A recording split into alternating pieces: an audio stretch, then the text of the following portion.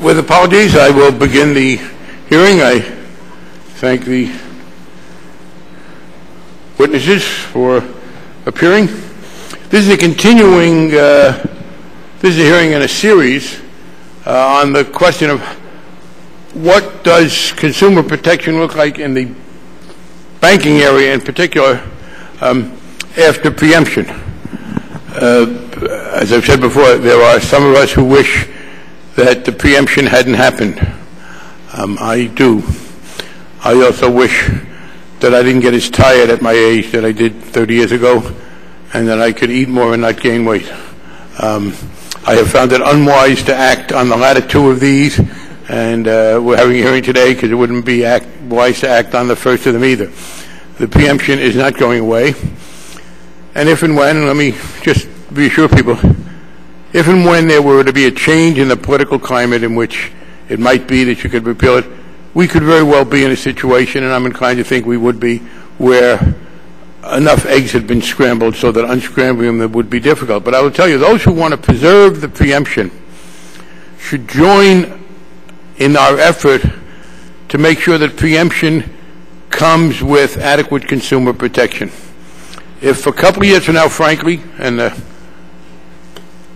presidency changes hands, etc., and there is still a feeling that the federal bank regulators, having preempted state laws, don't themselves have enough in terms of authority and resources and will to do consumer protection, then the preemption will be called into question. I don't think that's the preferred option. I mean, it certainly is not. The preferred option is to say, okay, here's where we are. Let's spend the next year or so working this out. And I must say, I am convinced from conversations, the current set of tools and resources that the federal bank regulators have were configured in an era in which the assumption was there was a lot of state consumer regulation going on as well. There is now, for national banks, virtually no state consumer regulation, certainly none that's specific to banks.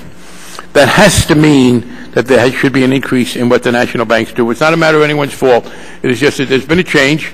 We had one set of circumstances. We have another. Part of the issue is, and I'm going to ask people to address, is the Federal Reserve has the authority under the Federal Trade Act to spell out unfair and deceptive practices. Both the controller of the currency and the chair of the Federal Deposit Insurance Corporation have said, these are not consumer groups, but these two federal regulatory agencies, that they would like their authority to deal with unfair and deceptive practices under the Federal Trade Act spelled out. The Federal Reserve has said no, they don't want to do that, that they think it should be done case by case. Well, one problem is when you're doing things case by case, I don't want to be punitive, and we certainly are not looking for a regime in which we lock up a lot more people, but the total absence of any negative sanctions almost guarantees that you won't have effective enforcement. And it really isn't enough for consumer enforcement if the rule is, okay, whenever you do something wrong, we'll tell you to stop doing it. There needs to be some incentive to stop doing it before you start doing it. And absence penalties, that can't be done. But if you're in a case-by-case situation under basic precepts of American law, which we all support, that becomes harder to do. You don't penalize someone for doing something when there was some ambiguity about whether he or she had the right to do it.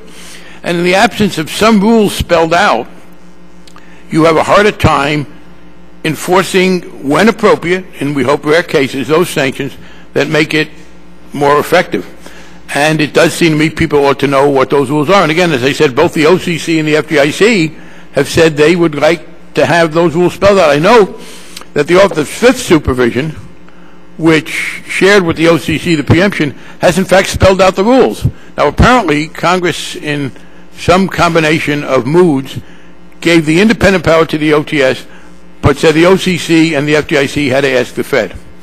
That is a result for which no rational explanation is even conceivable, much less likely. I do not know what we collectively were thinking when we did that. Probably nothing. Probably, we were busy with something else. That's what happens with comprehensive legislation. That's why we have oversight. My strong view now is that something should be done legislatively to correct that. I do not understand why the OTS should have its own code spelled out, but the OCC and the FDIC should not. There are other questions about whether or not the states are involved. The states have a good deal of expertise in regulation here. We've met with state attorneys general and state bank supervisors, and there was also the enforcement power. At state consumer level, you had attorney general enforcement power. It isn't clear who now can go to court, and if that is appropriate. So let me close now by saying this is the issue on which we invite all to help us. The goal here is to come up with a rational and fair scheme of consumer protection, and I believe, as many know, and I think we've demonstrated, consumer protection and a good understanding of the importance of financial institutions being able to perform their intermediation role, that those are wholly compatible. And our job is to come up with a better system than we now have, not because anybody individually did something wrong, but because particularly the fact of the preemption made that necessary. I will take just 10 more seconds in a probably vain effort to try and explain to the press that my repeated criticism over recent year and a half of the Federal Reserve for not using authority has not primarily been aimed at their authority under the Home Equity Protection Act. It has been under the Federal Trade Act. It's as if some in the financial press can't write about more than one subject at a time, or can't think about more than one subject at a time. When we talk about consumer protection, we are not talking only about subprime mortgages. Indeed, we will probably be doing something particular and special to subprime mortgages. This is about the broader general question of consumer protection, involving that whole range of issues.